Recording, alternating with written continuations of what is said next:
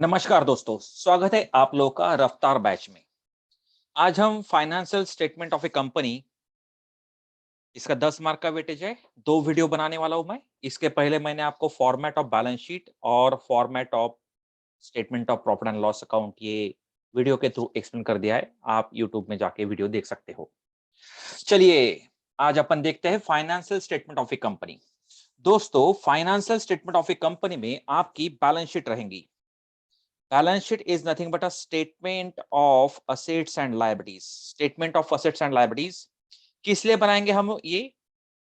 Purpose is balance sheet discloses the financial position of a company as on a particular date. That's why it is written as on date. That's why it is known as position statement. It shows the position of the assets and liabilities of the company. It should be prepared as per the part 1 Schedule 3 of the Companies Act 2013. MCQ question के लिए आपको ये part 1 Schedule 3 of the Companies Act ये याद रखना है। दोस्तों, financial statement का भी पार्ट 1 है profit and loss account statement. इसी को इनकम स्टेटमेंट बोलते हैं। It is prepared to know the profit earn और loss suffered by the company. Net profit या नेट लॉस क्या हुआ है साल भर में, ये पता करने के लिए इसको बनाते हैं। That's why it is written under for the year ended. Cash flow statement shows this position of cash inflows and cash outflow as per accounting standard 3। और ये आपको क्लोजिंग में आपके पास कैश एंड कैश इक्विवेलेंट कितना है ये दिखाता है। Opening cash and cash equivalent में क्या चेंजेस हुए हैं with the help of operating, financing and investing activities. Explanation of item देखेंगे अपन क्विकली फास्ट में। बैलेंस शीट के equity and liabilities side, shareholders fund. दोस्तों, शेयरहोल्डर्स फंड में क्या क्या आएगा? आपका शेयर कैपिटल आएगा। शेयरहोल्डर्स फंड में आपका शेयर कैपिटल आएगा। शेयर कैपिटल का मतलब क्या है? A share is the share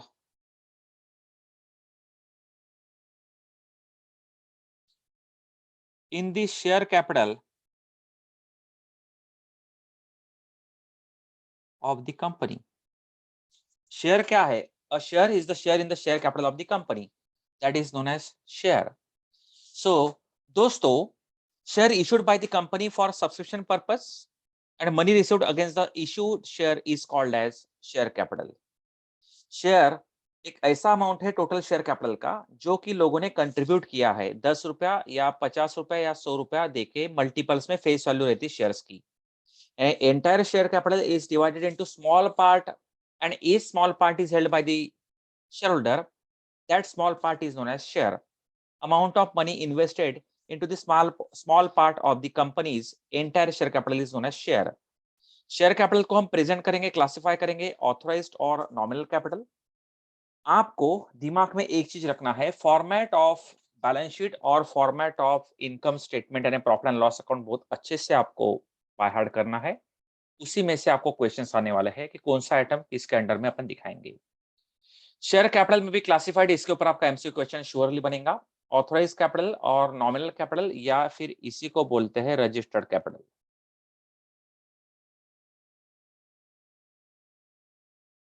It is the maximum amount of capital that can be raised by the company in its entire lifetime। Company अपने पूरे जीवन काल में इतने रुपए के शेयर्स बेच के पैसा रेज कर सकती है।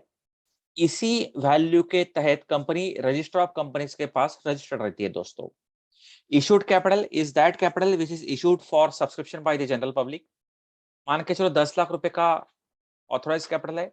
आउट ऑफ 10 लाख 8 लाख रुपए का कंपनी ने इशू किया है लोगों को सब्सक्राइब करने के लिए। लोगों ने उसमें से 7,50,000 का सब्सक्राइब किया। Out of subscribe capital fully paid up रहेगा। समझो लोगों ने 7 लाख रुपए पूरा दे दिया, 50,000 रुपए में से 25,000 रुपए दिया, दैट इज पार्टली पेडअप बोलेंगे अपन। कॉल्ड अप यानी जितना पैसा हमने मंगाया है लोगों को कि आप इस शेयर्स के ऊपर पैसा दो, और पेडअप मतलब जितना पैसा लोगों ने अपने को उस शेयर्स के ऊपर दिया है वो। बैलेंस शीट में इसको कैसे प्रेजेंट करेंगे अपन? तो equity and liabilities, share holders fund, share capital दिखाएंगे। Other information related to share capital will be disclose under the head notes to the balance sheet. तो authorised share capital dash dash equity shares of rupees dash dash each, dash dash preference shares of rupees dash dash each. Issued capital dash dash equity shares of rupees dash dash each, dash dash preference shares of rupees dash dash each. Subscribe capital भी आप दिखाएंगे कि इतने shares, number of shares, equity shares of ₹10 या 50 या 100 each हमने subscribe किया है। Dash dash preference shares of rupees dash dash each of the above shares, dash dash shares are allotted as fully paid up pursuant to the contract without payment in cash. इसको बोलते हैं issue of shares in kind other than cash. Subscribe but not fully paid up, dash dash equity shares of rupees dash dash each per share called up. उसमें से कितना called up किया है, उसमें से कॉल सिनरियस क्या कर देंगे, हम अलग से दिखा देंगे लेस करके। Dash dash shares of rupees dash dash each per share called up, उसमें से कॉल शेयर्स अलग दिखाएंगे। Shares allotted to directors and shares allotted to others are shown differently. इसमें ऐड कर देंगे फॉरफेटेड शेयर्स। फॉरफेटेड शेयर्स का मतलब क्या है, हमने किसी को शेयर्स बेचे थे, अलॉट किए थे, लेकिन किसी कारण से उनके पास से फर्स्ट कॉल, सेकंड कॉल या फाइनल कॉल का पैसा या अलॉटमेंट मनी का पैसा अपने को रिसीव नहीं हो गया, इसलिए अपन ने उनके शेयर जब्त कर लिए। तो जितना पैसा जब्त किया है उतना यहाँ पे दिखेगा आपका ऐड करके। रिजर्व्स एंड सरप्लस का मतलब क्या है, amount of profit kept aside for future use is known as reserves and surplus. So भविष्य के जो प्रोस्पेक्टिव लॉसेस या फ्यूचर एक्सपेंशन के लिए कंपनी जो बाजू में रखते हैं प्रॉफिट, उसको बोलते हैं रिजर्व्स। सरप्लस का मतलब है surplus is the amount of accumulated profit over a period of time, जो भी प्रॉफिट जमा होकर बाजू में रखते हैं अपन, उसको बोलते हैं सरप्लस। रिजर्व्स कौन से रहेंगे, कैपिटल रिजर्व रहेगा, capital redemption reserve, revaluation reserve, surplus that is balance of profit and loss account, specific special purpose reserve, debenture redemption reserve, other reserve. Reserve को अपन 3 कैटेगरी में डिस्ट्रीब्यूट करेंगे, general reserve, specific purpose reserve आपका रहेगा, और आपका एक रहेगा capital reserve. My dear friends, non current liabilities ऐसी लायबिलिटी रहती है जिसे हमें बहुत ही लंबे अंतराल में देना पड़ता है। तो liability which is paid over a long period of time is known as non current liability. इसमें लॉन्ग टर्म बोरिंग आएगा। It consist of items that takes longer than 1 year to pay off। इसमें आपका loans आएगा, debentures आएगा, loans and notes में आएगा money that a business ओज to the others, दूसरे लेंडर्स को देने का है अपने को, जिनके पास से कंपनी ने लोन लिया है। लॉन्ग टर्म लोन में आपका public deposit, debentures, loan and borrowings आएगा। बॉन्ड्स का मतलब क्या है, instrument a company sells to investors to raise money, यानी हमारे कंपनी ने लोगों को बॉन्ड्स बेचे हैं और उसके बदले में पैसा लिया है, वो पैसा कंपनी उनको कुछ समय के बाद में वापस देंगी। So bond is nothing but a long term liability for the company. Capital lease भी लॉन्ग टर्म लायबिलिटी है, agreement to use assets in exchange of payment, यानी हम सामने वालों के एसेट यूज करेंगे और हमको उनको भविष्य में बहुत over a period of time payment करने का है। Deferred taxes means represent money owed for future taxes. इसका मतलब है हमारे कंपनी को जो भी भविष्य में टैक्स पेबल आने वाला है, that is shown under the category of deferred taxes, tax payable in the future. Other long term liability आएगा दोस्तों, these are 2 types. Trade payable, यानी हमारे कंपनी ने कुछ गुड्स परचेस किए होंगे और जिसका हमें पेमेंट बहुत ही लंबे समय में करने का है, that is trade payables. Other payables, purchase of fix asset किया है, हमारी कंपनी ने असेट परचेस की है और उसका पैसा हमें इंस्टॉलमेंट में देने का है over a future period of time, that is known as other payables. यहाँ पे हम लोग एक चीज याद रखने का है कि डिबेंचर का पैसा देने के लिए हम लोग असेट मॉर्गेज रखते हैं उनके पास में, असेट के ऊपर फिक्स चार्ज क्रिएट करते हैं अपन और उनका पैसा भविष्य में हम देंगे, that is other payables. Long term provision, these are the provisions for which related claim are to be settled after 12 months of the date of balance sheet or after the period of operating cycle। इसका मतलब है दोस्तों हमको भविष्य में कुछ एक liability देनी पड़ सकती है और उस लायबिलिटी के लिए हमने प्रोविजन या जुगाड़ अभी से लगा के रख दिया है बाजू में। करंट लायबिलिटी वो लायबिलिटी रहती है which the company is required to paid within a period of 1 year। Current liabilities are what a company currently owes to its suppliers and creditors। Short-term debt, all dues in less than a year, is known as current liability। Accounts payable, यानी this is the money the company currently owes to its supplier, partners and employees। हमें outstanding wages का पैसा कितना देने का है, हमें creditors का पैसा कितना देने का है, that is known as your current account payable. Creditors का कितना पैसा पे करना है हमें। Accrued का मतलब है outstanding expenses, expenses payable within a period of 1 year are shown under this category। The company has racked up these bills but not yet paid them। Company ने यूज कर लिया है पैसों को या बेनिफिट को, लेकिन पैसा देना बाकी है। Income tax payable is also outstanding liability for us. Tax payable within a period of 1 year. Short term loans and advances का मतलब ये है दोस्तों, कंपनी ने जो शॉर्ट टर्म के लिए लोन लिया है, that is bank OD, overdraft and cash credit, ये सब आएगा इसमें। Portion of long term debt payable यानी chunk of a company's longer term obligation that में become due in a given current year, यानी हमारे कंपनी ने 50 साल के लिए या 30 साल के लिए लोन लिया है, लेकिन उसमें से कुछ प्रतिशत लोन, कुछ पोर्शन ऑफ लोन हमें इस साल देने का है करंटली, वो भी करंट लायबिलिटी के तहत अपन दिखाएंगे। असेट साइड की तरफ आएंगे दोस्तों अपन, नॉन करंट असेट यानी जो असेट हम बहुत लंबे समय के लिए अपने पास रहेंगी, asset which is not current asset is known as non current asset. Fix asset is also known as tangible asset, can be seen by eyes. इसमें आपका land, building, plant, machine, furniture, fixtures, premises, loose tools, premises आएगा, loose tools आपका current asset में दिखाएंगे। Long lived asset बोलेंगे इसको, long term investment यानी investment of our company in the bonds, debentures and stocks or shares of other companies. Intangible asset यानी asset that lacks a physical presence or asset which cannot be seen by eyes. Patent, trademark, copyright, goodwill, ये सब आएगा, licence, ये सब आएगा intangible assets में। Capital work in progress यानी क्या, it is in the process of being constructed by the company, हमारी कंपनी उस असेट को बना रही है, अभी डेवलप हो रही है, वो कंस्ट्रक्शन फेज में है। Deferred tax asset arises when the tax amount has been paid or has been carried forward but has still not been recognized in this income statement. It is nothing but your advance tax paid to income tax department, my dear friends. हमारे company ने advance में पैसा जमा है, जिसकी tax liability अभी ascertain होनी बाकी है, तो अपना पैसा उनके पास जमा है। Long term loans and advances ये असेट साइड का आइटम है दोस्तों, इसको आप समझ लोगे, नहीं तो फिर ये लोन्स आया है तो लायबिलिटी साइड का आइटम होगा, नहीं, ये आइटम जो है ये असेट साइड का आइटम है। तो हमारी कंपनी जो लोन लेंगी और हमारी कंपनी जो लोन देंगी लॉन्ग टर्म के लिए, वो इसके अंदर दिखाएंगे। हमारी कंपनी जो एम्प्लॉयज को, डायरेक्टर्स को, मैनेजर्स को एडवांसेस देंगी, वो इसके अंदर अपन दिखाएंगे। Type of loan given by the company that has extended time period for repayment usually lasting between 3 and 30 years. Advances are the funds provided by the company which needs to be payable within 1 year, right? सो इसमें capital advance आएगा, security deposit आएगा, किसी ने अपने company के साथ काम करने के लिए हमारे पास अगर डिपॉजिट के तौर पे कुछ पैसा रखा है तो वो भी हमें देना पड़ सकता है बेटा, that's why it is known as advances और other loans and advances. My dear friends, अभी आप देखोगे नेचर ऑफ फाइनेंशियल स्टेटमेंट क्या है। Financial statement are prepared on the basis of recorded facts, जो भी हिस्टोरिकल डेटा है अपने पास में, हिस्टोरिकल डेटा जो भी अपने पास है उसके सहारे हम लोग फाइनेंशियल स्टेटमेंट यानी balance sheet in and profit and loss account और कैश फ्लो बनाएंगे। रिकॉर्डेड फैक्ट्स क्या है, data which is taken out from the accounting records, accounting record, journal, ledger, trial balance से जो डेटा हमारे पास आएगा उसको बनेंगे रिकॉर्डेड फैक्ट्स।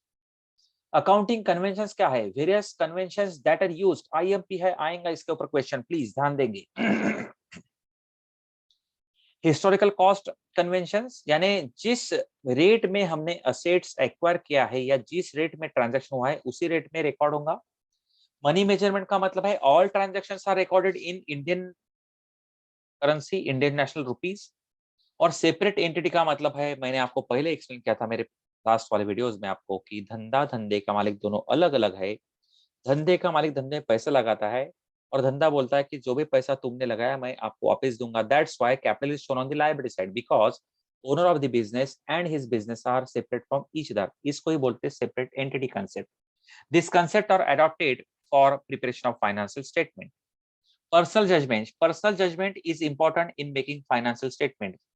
ये इसलिए है कि वैल्यूएशन कंसेप्ट, हम वैल्यूएशन किसके आधार पे करेंगे, वैल्यूएशन ऑफ स्टॉक हम करेंगे आइदर लीफो मेथड से करेंगे, लास्ट इन फर्स्ट आउट, या फिर फीफो मेथड से करेंगे। दैट्स व्हाई पर्सनल जजमेंट बहुत इंपॉर्टेंट है। Postulates very important for an accountant to make certain assumptions. Accounting जो भी अपन करेंगे वो एक कुछ पर्टिकुलर अजम्पशंस के ऊपर हम लोग करने वाले हैं। यानी जैसा आपका क्लोजिंग स्टॉक का अजम्पशन है, कॉस्ट और market price whichever is less, that is considered, उसको हम कंसिडर करते हैं दोस्तों। What is the characteristics of this financial statement? Ideal financial statement क्या है? ट्रू फाइनेंशियल पोजीशन दिखाता है। All information mention in the financial statement must be true and correct, यानी जो भी अपन दिखाएंगे वो ट्रू एंड करेक्ट दिखाएंगे तो ही रिजल्ट ट्रू एंड करेक्ट आएगा। Effective presentation, financial statement must clear, simple and logical, हर किसी को समझ में आना चाहिए, तुरंत उसका मतलब निकालते आना चाहिए। Brief, easy for the user to understand the facts and figures correctly. It should be attractive, underline and bold the important information in the financial statement and comparability. You can compare the result of one financial year with the other financial year. इसलिए दोस्तों current year के बाद जो अपन दिखाएंगे previous year, current year के value को अपन easily compare कर सकते हैं प्रीवियस ईयर के साथ में, और अपन उसका इंटरप्रिटेशन निकाल सकते हैं। So results can be compared to the previous year statement, previous year के स्टेटमेंट के साथ हम कंपेयर करेंगे और उसका इंटरप्रिटेशन करेंगे। Analytical presentation, representation, analysis and interpretation of data. दोस्तों आपको मैं आईएमपी क्वेश्चंस देने वाला हूं, इसी में से श्योर क्वेश्चंस आने वाले हैं। How will you disclose the following items in the balance sheet of a company? Loose tools, तो देखेंगे लूज टूल्स आप दिखाओगे करंट असेट के अंडर में, और सब हेड आएगा आपका inventories. Loose tools is inventory shown under the head current asset. Uncalled liability on partly paid up share, यानी uncalled liability on partly paid up shares, यानी लोगों ने आधे पैसे दिए हैं, आधे पैसे देना बाकी है। So it is contingent liability and capital commitment. So capital commitment के अंडर अपन दिखाएंगे uncalled liability on partly paid up shares, contingent liability के तौर पे अपन दिखाएंगे, एंड कैपिटल कमिटमेंट के अंडर दिखाएंगे अपन उसको। डिबेंचर रिडम्पशन रिजर्व, ये रिजर्व्स एंड सरप्लस के अंडर दिखाएंगे अपन। Shareholders fund reserves and surplus के अंडर दिखाएंगे। Masters and publishing titles, masters and publishing titles is non current assets, fix asset, intangible assets में दिखाएंगे। ये titles are nothing but it is a sort of copyright, ये copyright का ही प्रकार है एक प्रकार से, ये अपन दिखाएंगे इंटेंजिबल असेट्स के अंडर में। 10% डिबेंचर, ये अपन नॉन करंट लायबिलिटीज में दिखाएंगे under the head long term borrowing. Propose dividend आपका दिखाएंगे current liability short term provisions के अंडर में दिखाएंगे। शेयर फॉरफिट अकाउंट, थोड़ी देर पहले बात हुई थी, इसको ऐड करना पड़ता है। Share forfeit account shareholders fund में सब्सक्राइब कैपिटल में टू बी एडेड होता है ये। Capital redemption reserve is shareholders fund में रिजर्व्स एंड सरप्लस के अंडर दिखाएंगे। And mining rights is non current asset, ये इंटेंजिबल है, it is a sort of intangible asset, physical presence नहीं रहता इस असेट का दोस्तों। एंड वर्क इन प्रोग्रेस हम लोग दिखाएंगे, work in progress current asset में दिखाएंगे अंडर द हेड इन्वेंटरीज।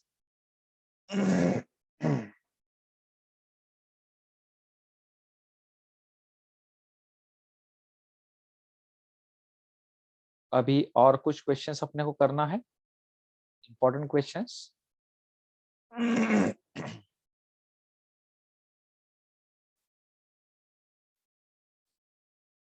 जैसे कि आपको पूछेंगे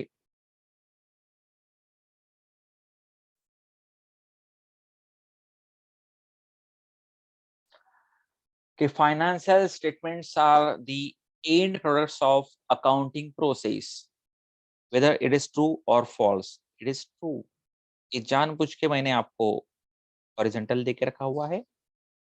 financial statements are primarily directed towards the needs of the owner, ये भी ट्रू है दोस्तों, यानी जो अपने को चाहिए to know the profit and loss and the financial position, उसके लिए फाइनेंशियल स्टेटमेंट बनाया जाता है। Facts and figures presented in the financial statements are not at all based on the personal judgement, false, it is based on the personal judgement. अभी तो अपन ने देखा recorded facts are based on replacement cost, it is also false, recorded facts are based on the not replacement cost, historical cost. Going concern concept assumes that the enterprise is continuous for a long period of time, true, धंधे का मालिक अगर गुजर जाता है, मर जाता है, तो भी उसका बिजनेस परपेचुअल सक्सेशन में चलते रहता है। फिल इन द ब्लैंक्स देखेंगे दोस्तों। Financial statements are the dash of information to interested parties, It is a basic source of information. The owners of a company are called shareholders. For income measurement dash dash basis of accrual basis, यानी हम लोग भले ही expenses paid हो current year के या unpaid हो, उसको हम बुक्स ऑफ अकाउंट्स में दिखाएंगे. The statement which shows the assets and liabilities of a company is known as balance sheet. Profit and loss account is also called as income statement कहते हैं दोस्तों उसको. यहाँ पे ये मैच दी फॉलोइंग आपको करना है, बहुत ही इंपॉर्टेंट है. ग्रॉस प्रॉफिट, तो इसका आएगा आपका ग्रॉस प्रॉफिट का, यहाँ पे आपको लॉजिक लगाने का है. Gross profit sales minus cost of goods sold. Correct answer is sales minus cost of goods sold. Then आपको देख रखा है operating profit. Operating profit is gross profit minus operating expenses.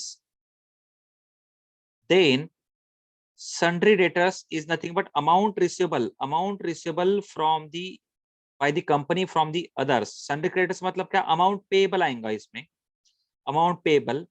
Schedules का मतलब क्या है दोस्तों? What is the meaning of schedule? The explanatory explanation to balance sheet and profit and loss account is known as schedules.